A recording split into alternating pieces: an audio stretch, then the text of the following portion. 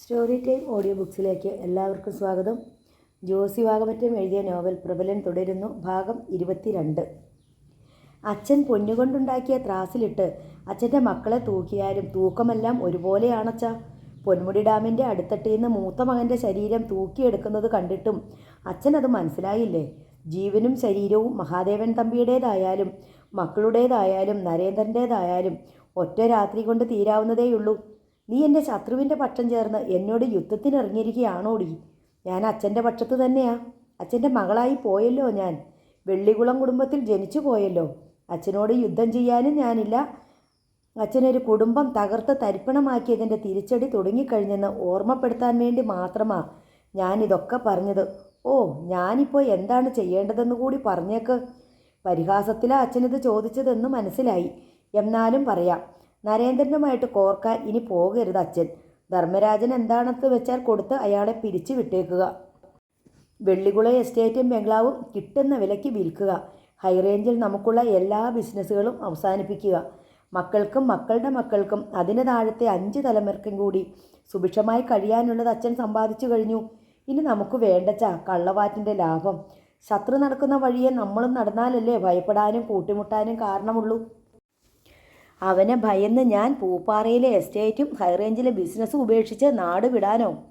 ഭയക്കണ്ട അച്ഛൻ. ഏകപക്ഷീയമായ ഒരു വെടിനിർത്തൽ പോലെ കരുതിയാൽ മതി. എൻ്റെ മകൻ്റെ ചോരയ്ക്ക് കണക്ക് ചോദിച്ചല്ലാതെ ഞാൻ പിന്മാറില്ലടി. അവനാരാ? ഇന്നലത്തെ മഴയ്ക്ക് കുരുത്ത തകര. 8 or 10 പേരുടെ ആൾബലം കൊണ്ട് മഹാദേവൻ തമ്പിയെ തകർക്കാമെന്ന് അവൻ കരുതിയെങ്കിൽ അവന് തെറ്റി. അത് ഞാൻ അവന് തെളിയിച്ചു കൊടുക്കുന്നുണ്ട്. അതിൽ കൂടുതൽ അച്ഛന് തെളിയിച്ചു തരാൻ കാത്തിരിക്കുന്നവനാ നരേന്ദ്രൻ. അച്ഛന് ഒരു മകൻ്റെ ചോരയുടെ കണക്കേ പറയാനുള്ളൂ. നരേന്ദ്രന് സ്വന്തം അച്ഛൻ്റെ ചോരയുടെ കണക്ക് ചോദിക്കാനുണ്ട്. അമ്മയുടെ വേർപാടിൻ്റെ വില ഈടാക്കാനുണ്ട്.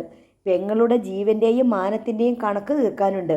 പിന്നെ ജയിലിലും ഭ്രാന്താശുപത്രിയിലുമായിട്ട് കഴിച്ചു കൂട്ടിയ കുറേ വർഷങ്ങളുടെ കണക്കും. അച്ഛനും അച്ഛൻ്റെ മക്കൾക്കും മരണശിക്ഷയാണ് നരേന്ദ്രൻ വിധിച്ചിരിക്കുന്നതെന്ന് ഇതുവരെ അച്ഛന് മനസ്സിലായില്ല.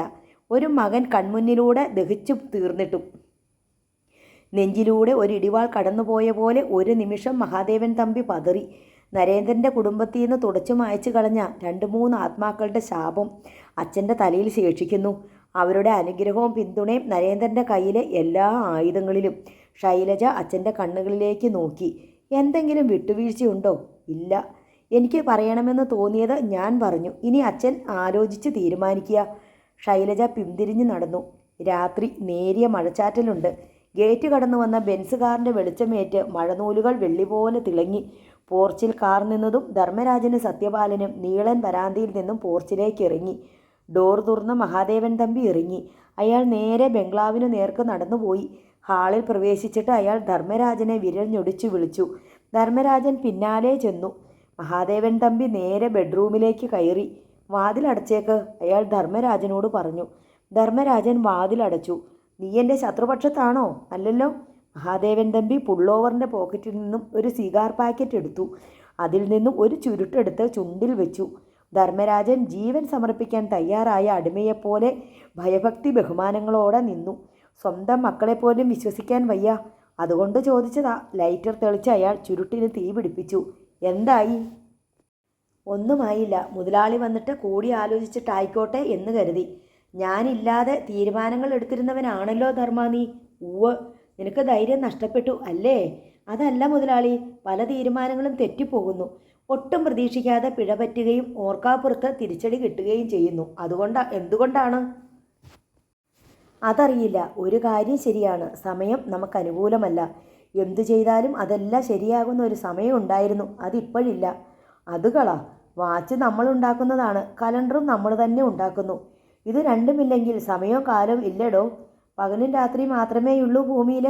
ധർമ്മരാജന് അതിനോട് അനുകൂലിക്കാൻ പറ്റാത്ത ഭാവത്തിൽ നിന്നു. ആ പെണ്ണുങ്ങളെപ്പറ്റി അന്വേഷിച്ചോ? ഉവ്വ്. അവരെവിടെയുണ്ട്? ഇപ്പോൾ പേത്തൊട്ടിക്കടുത്ത് എവിടെയോ ആണെന്നറിഞ്ഞു. കൃത്യസ്ഥലം അറിവായിട്ടില്ല. ഫൽഗുനിൻ്റേത് കൊലപാതകം തന്നെയായിരുന്നു അല്ലേ ധർമ്മ?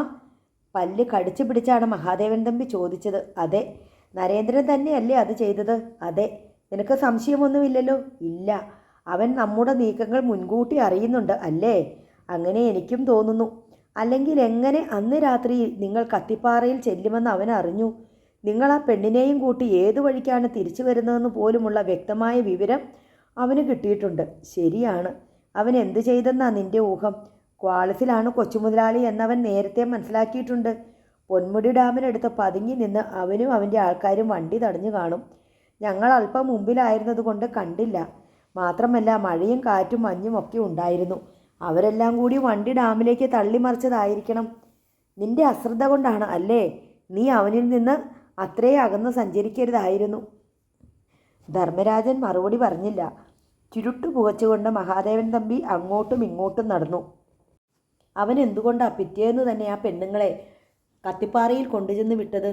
അത് പകലുപോലെ വ്യക്തമല്ലേ? ഒന്നും സംഭവിച്ചിട്ടില്ലെന്ന് വരുത്തി തീർക്കുക.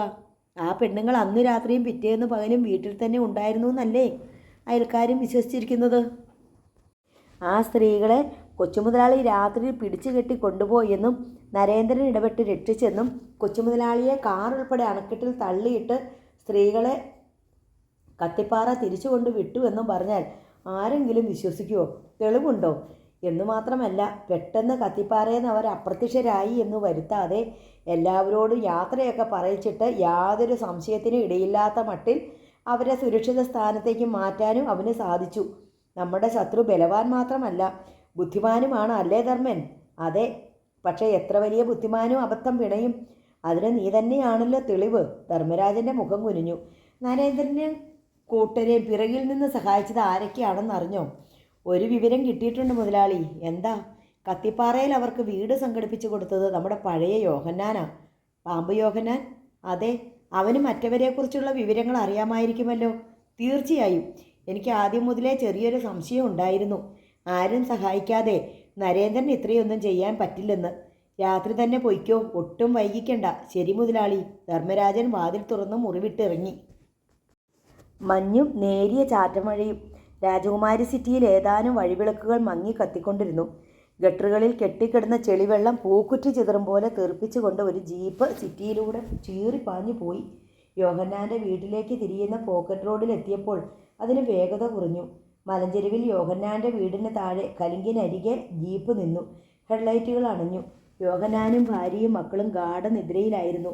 എന്തോ പൊട്ടിത്തെറിക്കുന്ന പോലൊരു ശബ്ദം കേട്ട് ഞെട്ടി ഉണരുകയായിരുന്നു യോഹന്നാൻ. അയാൾ എണീറ്റ് ലൈറ്റിട്ടിട്ട് തിരിയുമ്പോൾ തൊട്ടുമുമ്പിൽ ധർമ്മരാജൻ. യോഹന്നാനെ നോക്കി ധർമ്മരാജൻ ചിരിച്ചു. അതൊരു പ്രേതത്തിൻ്റെ ചിരി പോലെ യോഹന്നാനെ ഭയപ്പെടുത്തി. കരിമ്പാലവെട്ടിയിലെ ഭൂഗർഭ താവളത്തിൽ അനന്തര നടപടികളെപ്പറ്റി സംസാരിക്കുകയായിരുന്നു നരേന്ദ്രൻ്റെ സംഘവും. എന്തെങ്കിലും ഒരു പ്രതികാര നടപടി ഉണ്ടാകാതിരിക്കില്ല. നമ്മൾ നല്ലപോലെ കരുതിയിരിക്കണം. ഡാനി മുന്നറിയിപ്പ് എന്നോണം പറഞ്ഞു. മൂർഖൻ്റെ കുഞ്ഞിനെ അവൻ്റെ മാളത്തിൽ കയറിച്ചെന്ന് കൊന്നതുപോലെയാ. അവൻ്റെ പക ഭയങ്കരമായിരിക്കും. കൊന്നതാണെന്ന് മനസ്സിലായി കാണും അല്ലേ? കുഞ്ഞുമോൻ ചോദിച്ചു. ഇവൻ്റെ വായിന്ന് വീഴുന്ന വികടവർത്തമാനം കേട്ടാൽ എനിക്ക് ചൊറിഞ്ഞു വരും. എവിടാണെന്ന് പറഞ്ഞാൽ വരും. ഞാൻ ചൊറിഞ്ഞു തരാവിടാ. കുഞ്ഞുമോൻ വക്കാണത്തിനൊരുങ്ങി. ഡാമിന്ന് പൊക്കിയെടുത്ത കാറിൽ ശാന്തമ്മയും മക്കളും ഇല്ലെന്ന് കണ്ടപ്പോൾ തന്നെ അവർക്ക് മനസ്സിലായി സംഗതി കൊലപാതകമാണെന്ന്. കൊന്നത് ആരാണെന്നും തമ്പി മനസ്സിലാക്കി കഴിഞ്ഞിട്ടുണ്ട്. അടുത്ത നടപടി പ്രതികാരം. അതെങ്ങനെയായിരിക്കും എന്ന് നമുക്കൊരു കണക്കുകൂട്ടൽ വേണം. നരേന്ദ്രൻ പറഞ്ഞു. അവർ പോലീസ് കേസിന് പോകുമോ? ഫൽഗുനെ കൊന്നതാണെന്നും കൊലയാളി നരേന്ദ്രനാണെന്നും പറഞ്ഞ് കേസിന് പോയാലോ? ഡാനി സംശയം പ്രകടിപ്പിച്ചു. അതിന് സാധ്യത കാണുന്നില്ല ഡാനി. ഡാമിൽ വീണ ക്വാളിസുകാരിൽ ശാന്തമ്മയും മക്കളും ഉണ്ടായിരുന്നെന്നുള്ള വിവരം അവരിതുവരെ പുറത്തു വിട്ടിട്ടില്ലെന്നാണ് എൻ്റെ അറിവ്. അവർ പറഞ്ഞിരുന്നെങ്കിൽ കാറ് പൊക്കിയെടുത്തപ്പോൾ പോലീസ് അവർക്ക് വേണ്ടി തെരച്ചിൽ നടത്തിയേനെ.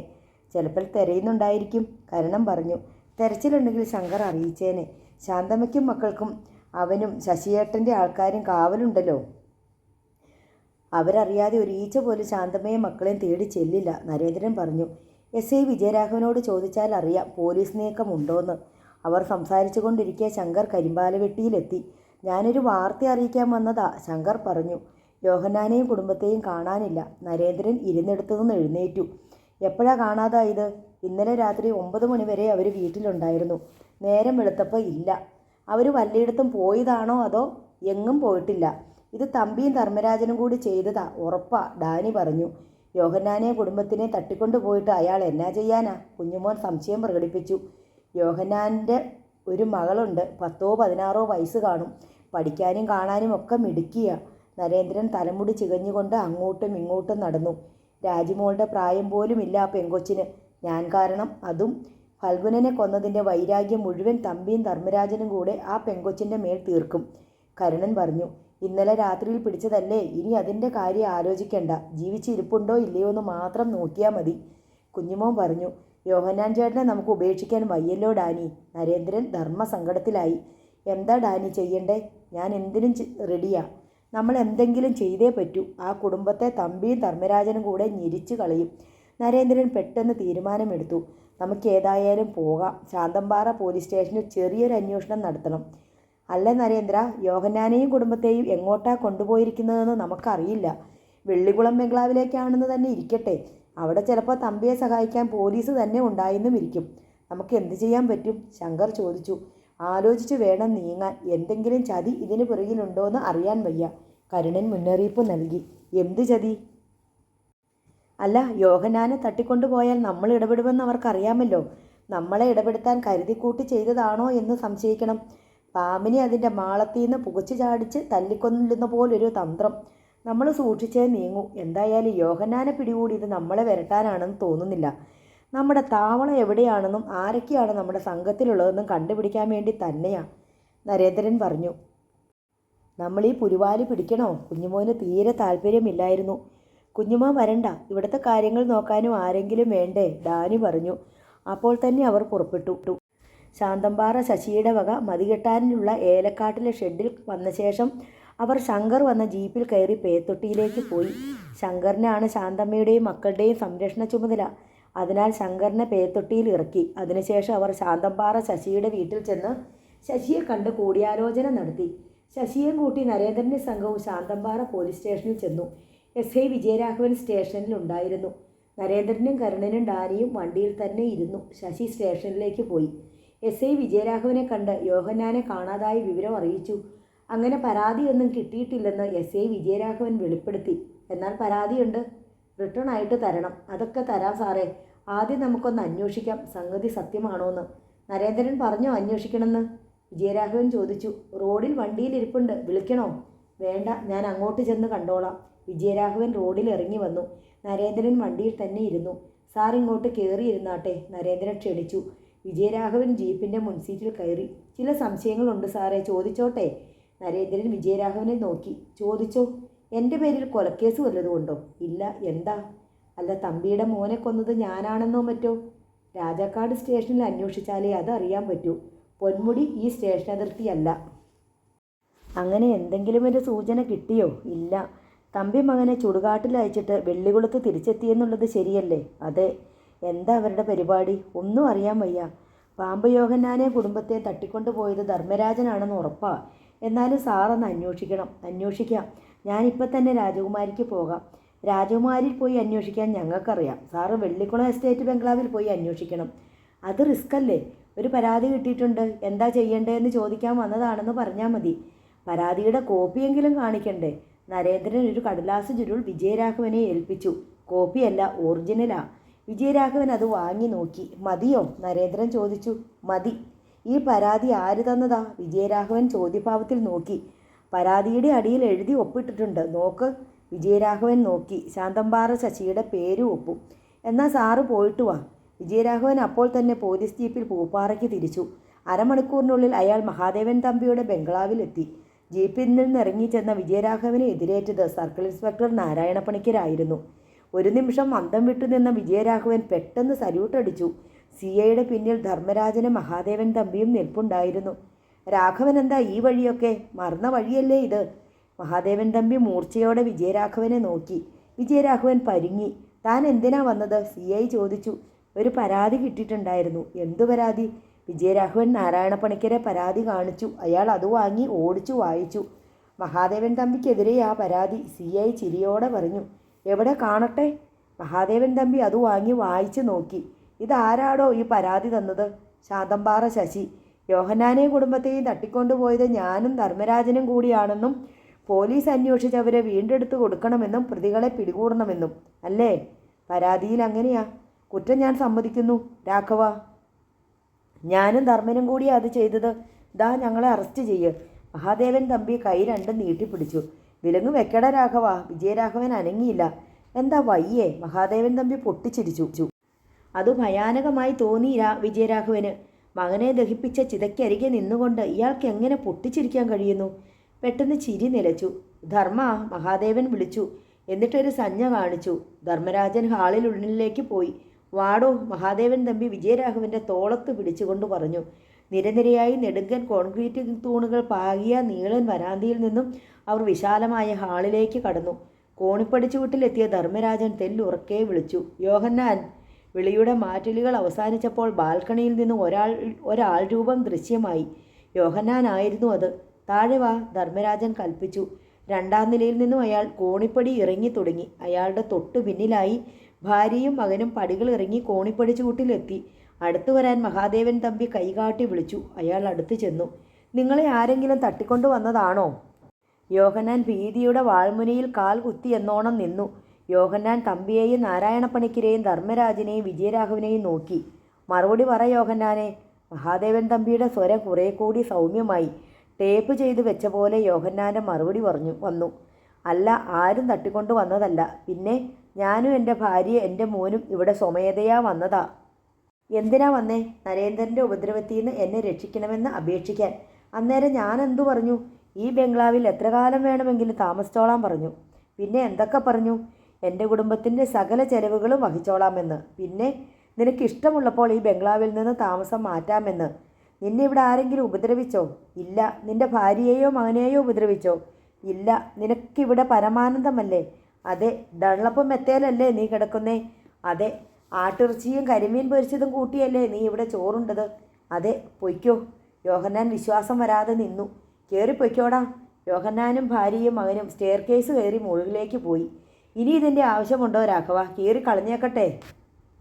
പരാതിയുടെ കടലാസ് നീട്ടി കാണിച്ചുകൊണ്ട് മഹാദേവൻ തമ്പി ചോദിച്ചു. വിജയരാഘവൻ അരുത് എന്ന് പറയുന്നതിന് മുമ്പേ മഹാദേവൻ തമ്പി അത് കുനുകുനെ നുള്ളിക്കീറി.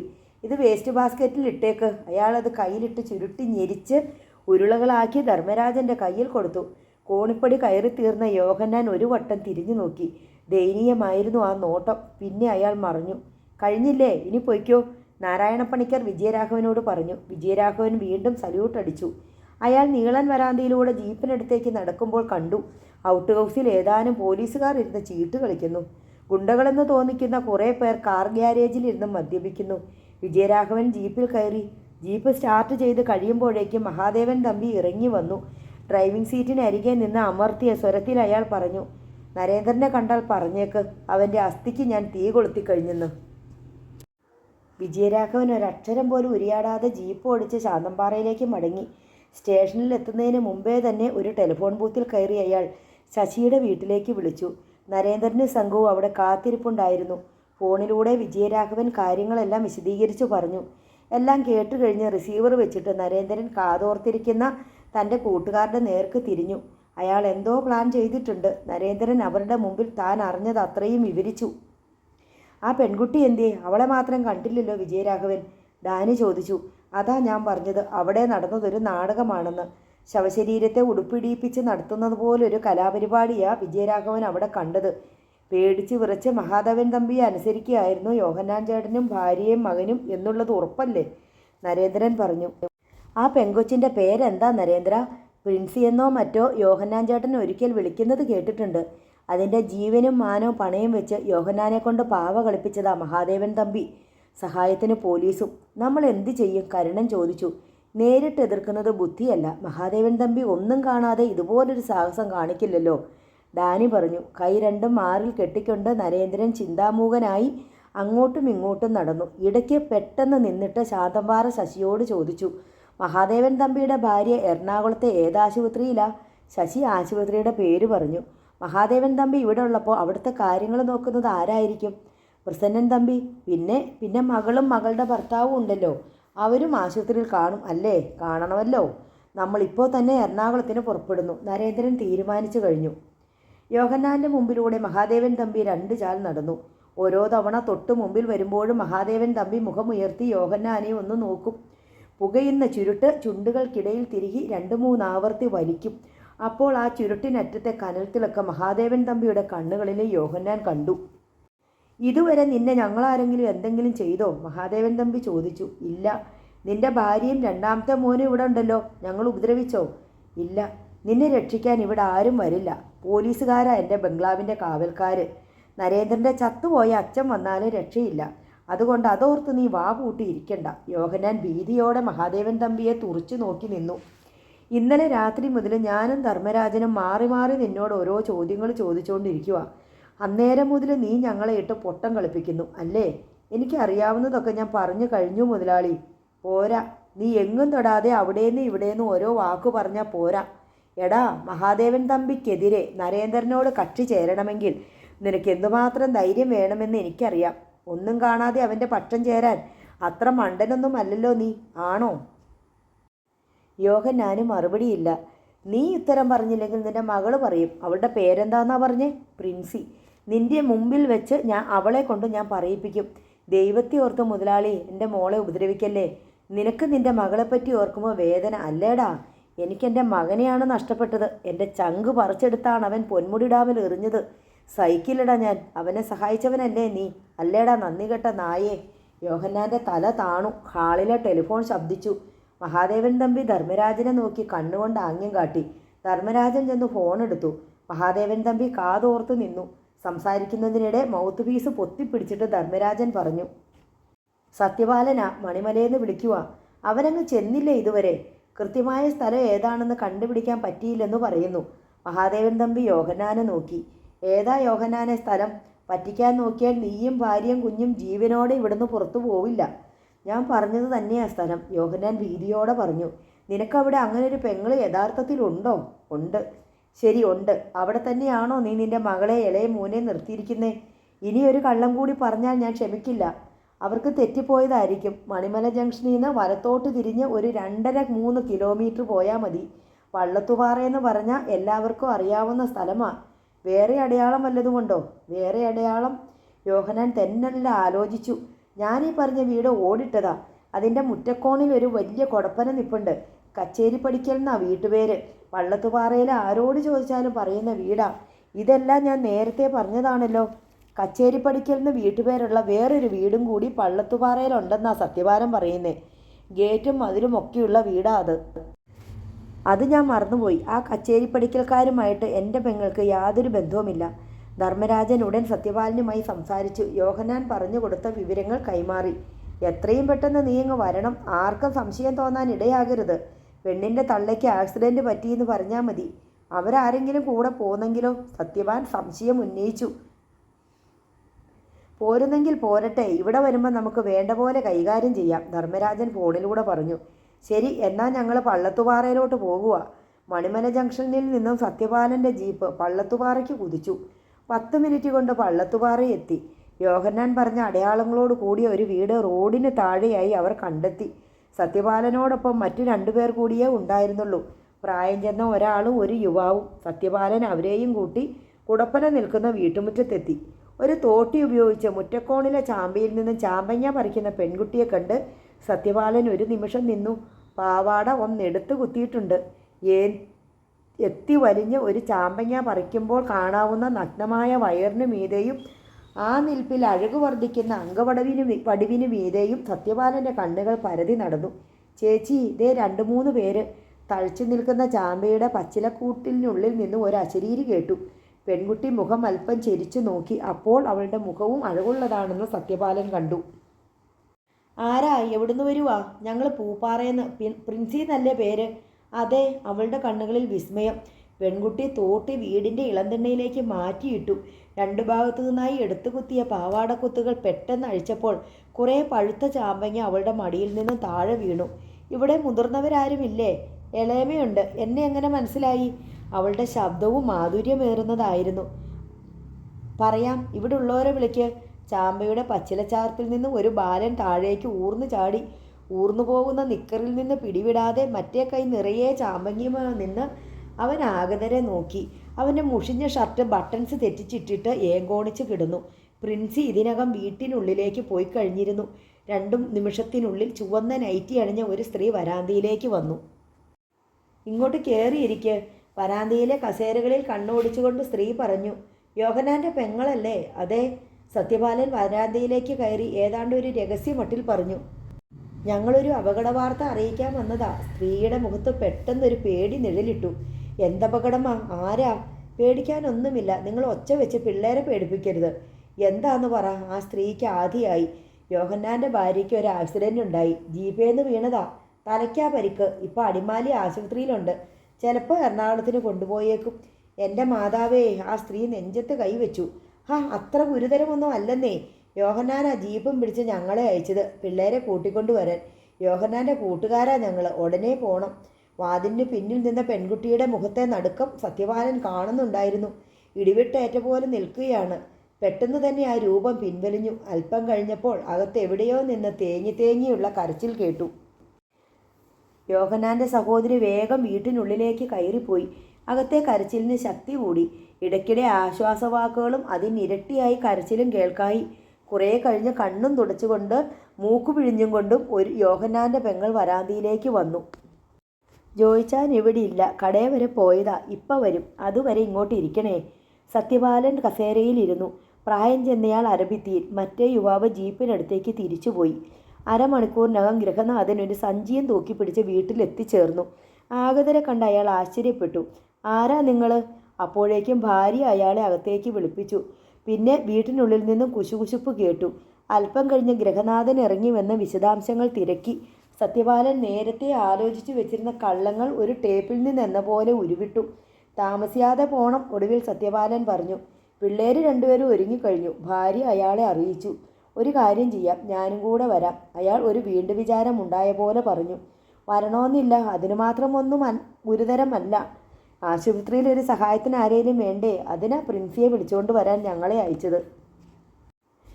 എന്നാലും ഞാൻ വരാം. ഇളയ മോനിവിടെ നിന്നോട്ടെ. അല്ലെങ്കിൽ സൂസി ഒറ്റയ്ക്കേയുള്ളൂ. ജോയിച്ചായൻ ഉടൻ തന്നെ പോകാനൊരുങ്ങി. യോഹന്നാൻ്റെ ഇളയ മകൻ അവിടെ തന്നെ നിൽക്കട്ടെ എന്നും തീരുമാനിച്ചു. സത്യപാലനോടൊപ്പം ജോയിച്ചായനും പ്രിൻസിയും ഇറങ്ങി. മഴക്കാലത്ത് സദാ മഴത്തുള്ളികളേറ്റ് അല്പം കുമ്പിട്ട് നിൽക്കുന്ന ഒരു പൂവിനെ അനുസ്മരിപ്പിച്ചു പ്രിൻസിയുടെ വദനം. അവൾ ഇടത് കൈയിൽ ഒരു തുവാല ചുരുട്ടി പിടിച്ചിരുന്നു. ജീപ്പിനടുത്തേക്ക് നടക്കുംതോറും യാത്രക്കിടയിലും അവൾ ആ തുവാല കൊണ്ട് മിഴികൾ ഒപ്പുന്നുണ്ടായിരുന്നു. കാറ്റത്ത് അവളുടെ മുഖത്തിന് ചുറ്റും അളകങ്ങൾ പാറിപ്പറക്കുന്നത് അറിയാതെ അവൾ നിർനിമേഷയായി വിദൂരതയിലെ ഏതോ ദുഃഖബിന്ദുവിൽ തന്നെ കണ്ണും നട്ടിരുന്നു. ജോയിച്ചായൻ ജീപ്പിലിരുന്ന് തുടരെ സംസാരിച്ചു. എനിക്ക് മക്കളില്ല എന്ന് വെച്ച് ഉണ്ടാകാൻ മേലാന്നില്ല താനും.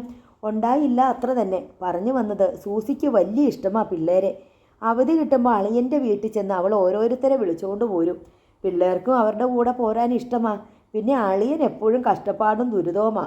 അതിനും ഒരാശ്വാസമായിക്കോട്ടെ എന്ന് കരുതിയാ പിള്ളേരെ കൊണ്ടുവരുന്നേ. സത്യപാലൻ തല കുലുക്കി കേട്ടു. ഇതിപ്പോൾ ഇവരെ രണ്ടിനെയും കൊണ്ടുവന്നിട്ട് ഒരാഴ്ച തികഞ്ഞില്ല. ഈ പെങ്കൊച്ച് നല്ലപോലെ പഠിച്ചോളും. സൂസി പറയുമായിരുന്നു, ഇക്കൊല്ലം ഇവളെ ഞങ്ങളുടെ വീട്ടിൽ നിർത്തി കോളേജിലെങ്ങാനും വിട്ടാലോന്ന്. അവക്കാണേലും സൂസിന്ന് വെച്ച ജീവനാ. സത്യപാലൻ പ്രിൻസിയെ നോക്കി. അവൾ അതൊന്നും കേൾക്കുന്നില്ലെന്ന് തോന്നി. രാത്രി 7:30 മണിയോടെ ജീപ്പ് പൂപ്പാറയിലെത്തി. വെള്ളിക്കുളം എസ്റ്റേറ്റ് ബംഗ്ലാവിൻ്റെ ഗേറ്റ് കടന്ന് ജീപ്പ് അകത്തേക്ക് പോകുന്നത് കണ്ട് ജോയിച്ചായൻ ചോദിച്ചു, ഇതാണോ ആശുപത്രി? ഇതല്ല. യോഹന്നാൻ ചിലപ്പോൾ ഇവിടെ കാണും. ഒന്ന് നോക്കിയിട്ട് പോകാം. ജീപ്പ് ബംഗ്ലാവിൻ്റെ ഗ്യാരേജിൽ നിന്നു. അവർ സിറ്റൗട്ടിൽ ചെന്ന് കയറുമ്പോഴേക്കും ഹാളിൻ്റെ വാതിൽ തുറക്കപ്പെട്ട് കഴിഞ്ഞിരുന്നു. ഒരു പരിചാരകൻ ഭവ്യതയോടെ അവരെ ഹാളിലേക്ക് നയിച്ചു. പ്രിൻസി നാലുപാടും പകച്ചു നോക്കി. ജോയിച്ചായനും അമ്പരപ്പായിരുന്നു. യോഹന്നാൻ ഒരു മുറിയിൽ നിന്ന് ഇറങ്ങി വരുന്നത് കണ്ട് അയാൾ സ്തംഭിച്ച് നിന്നുപോയി. പ്രിൻസി അച്ചാച്ചാ എന്ന് വിളിച്ച് കരഞ്ഞുകൊണ്ട് അയാളുടെ അടുത്തേക്ക് ചെന്നു. അമ്മയ്ക്ക് എന്തു പറ്റിയതാ അച്ചാച്ചാ? അമ്മയെ റെജിമോനും എന്തിയേ? അവർ ആശുപത്രിയിലാ മോളെ. അമ്മയ്ക്ക് എങ്ങനെയുണ്ട് അച്ചാച്ചാ? കൂടുതലാണോ? അങ്ങനൊന്നും ഇല്ല മോളെ. തലയിൽ ചെറിയൊരു മുറിവ്. അച്ചാച്ചൻ എന്താ ഇവിടെ? ഇത് മഹാദേവൻ മുതലാളിയുടെ വീടാ. അമ്മയ്ക്ക് ഓപ്പറേഷൻ വേണ്ടിവരുമെന്നാ ഡോക്ടർ പറഞ്ഞേ. അതിന് കാശ് ഒരുപാട് വേണം. നമ്മുടെ കയ്യിൽ അതിനുള്ള നിവൃത്തിയില്ലാത്തത് കൊണ്ട് ഞാൻ ഇവിടെ വന്നതാ. മഹാദേവൻ മുതലാളിയെ കണ്ട് ചോദിച്ചപ്പോൾ രൂപ തരാമെന്ന് പറഞ്ഞു. ഇനി നാളെ രാവിലെ ആശുപത്രിയിലോട്ട് പോകണം. ആരോ കാണാപ്പാഠം പഠിപ്പിച്ചതുപോലെ യോഹന്നാൻ പറഞ്ഞുകൊണ്ടിരുന്നു. എന്നിട്ട് ബാൽക്കണിയിലേക്ക് നോക്കി. അവിടെ കയ്യിൽ കെട്ടുപോയ ചുരുട്ടുമായി മഹാദേവൻ തമ്പി നിൽപ്പുണ്ടായിരുന്നു. മോള് യാത്ര ചെയ്ത് ക്ഷീണിച്ച് വന്നതല്ലേ യോഹന്നാനെ? നല്ല ചൂടുവെള്ളത്തിലൊന്ന് കുളിച്ചാൽ ക്ഷീണം മാറും. അവളെ മുറിയിലോട്ട് വിളിച്ചുകൊണ്ട് പോയി വല്ലതും കഴിക്കാനും കൊടുക്ക്. വിശപ്പ് കാണും. എന്നിട്ട് അയാൾ പ്രിൻസിയെ നോക്കി. മോള് പേടിക്കണ്ട. അമ്മയുടെ കാര്യം ഞാൻ ഏറ്റു. നിങ്ങളുടെ എല്ലാവരുടെയും കാര്യം ഞാൻ ഏറ്റു. അമ്മയുടെ അടുത്ത് ആരുണ്ട് അച്ചാച്ചാ? അമ്മ ഐസിയിലാ മോളെ. എറണാകുളത്തെ ആശുപത്രിയിൽ. തമ്പി മുതലാളിയുടെ വണ്ടിയിലാ കൊണ്ടുപോയേ. അവിടെ കൂടെ ആരും നിൽക്കണ്ട. എല്ലാ നേഴ്സുമാരാ നോക്കുന്നത്. നമുക്ക് നാളെ ചെല്ലുമ്പോൾ കാണാം, യോഹന്നാൻ പറഞ്ഞു. എന്നാൽ നിങ്ങൾ മുറിയിലോട്ട് പൊയ്ക്കോ, സത്യപാലൻ പറഞ്ഞു. യോഹന്നാൻ മുമ്പേയും പ്രിൻസി പിമ്പേയുമായി മുറിയിലേക്ക് കയറിപ്പോയി. പിറകെ ചെന്ന ജോയിച്ചായനോട് സത്യപാലൻ പറഞ്ഞു, എന്നാ ഇനി ചേട്ടൻ പൊയ്ക്കൂ. അല്ല, അളിയൻ്റെ കൂടെ പിന്നെ എറണാകുളത്ത് നാളെ? ഇനി ഇവിടുന്ന് എറണാകുളത്തിന് നാളെയേ വണ്ടി പോകുന്നുള്ളൂ. ഇന്നിപ്പോൾ കാണാനൊരു നിവൃത്തിയില്ലല്ലോ. ഞാൻ ഇവിടെങ്ങാനും കിടന്നിട്ട് രാവിലെ അളിയൻ്റെ കൂടെ? ഓ, അതിൻ്റെ ആവശ്യമൊന്നും ഇല്ലെന്നേ. തമ്പി മുതലാളി നോക്കിക്കോളൂ എല്ലാം. ആരും ഇടയ്ക്ക് കയറി നോക്കുന്നത് മുതലാളിക്ക് ഇഷ്ടമല്ല താനും. നോവൽ നാളെ തുടരും.